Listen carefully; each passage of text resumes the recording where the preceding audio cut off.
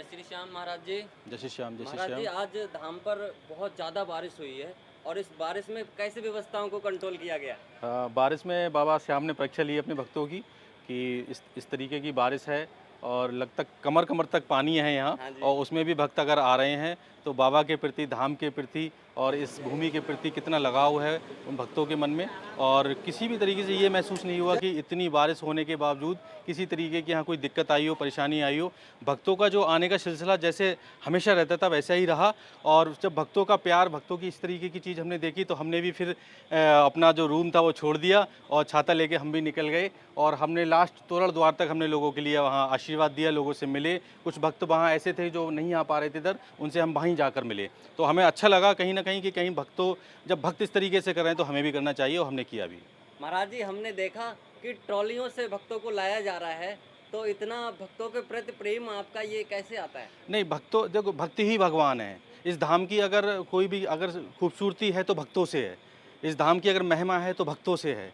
भक्त में ही भगवान छुपे हुए होते हैं। तो अगर उनको अगर कष्ट होगा तो सीधे सीधे बाबा को दिक्कत होगी। और बाबा को हम किसी तरीके से सपने में भी कोई दिक्कत नहीं दे सकते, क्योंकि उन्होंने इतना बड़ा टेस्ट किया है और अरबों लोगों में से हमें चुना है। तो हम सोचते हैं कि यहाँ कोई भी भक्त आए तो वो निराश ना जाए।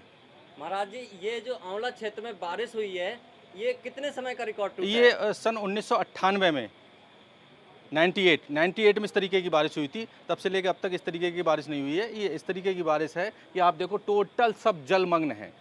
पूरा आप कहीं भी निगाह दौड़ा के देखें, पूरा आप क्षेत्र सब कुछ जलमग्न हो गया जलमग्न है। और बाबा की असीम कृपा इस भूमि पर कि ये टापू पे अपना धाम है।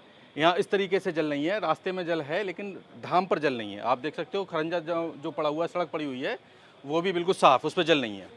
चारों तरफ जलमग्न है एरिया, लेकिन धाम के पास बिल्कुल बारिश नहीं है। हाँ, मतलब ये बिल्कुल बाबा पानी ये बाबा चढ़ के की नहीं ही आया। ये बाबा की ही कृपा है।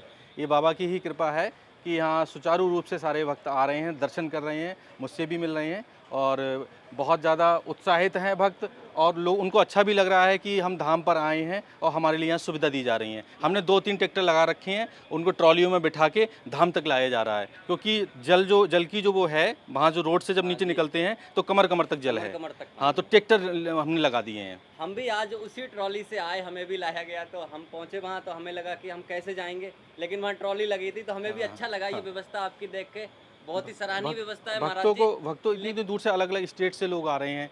अगर उनको यहाँ आने के बाद भी कष्ट हुआ तो मनोना धाम का नाम, और जो इस तरीके की बाबा यहाँ पूरे ऑल ओवर वर्ल्ड में जो चमत्कार मनोना धाम पर हो रहे हैं वो आप लोग देख रहे हो, कहीं नहीं हो रहे हैं। तो बाबा की कितनी असीम कृपा है।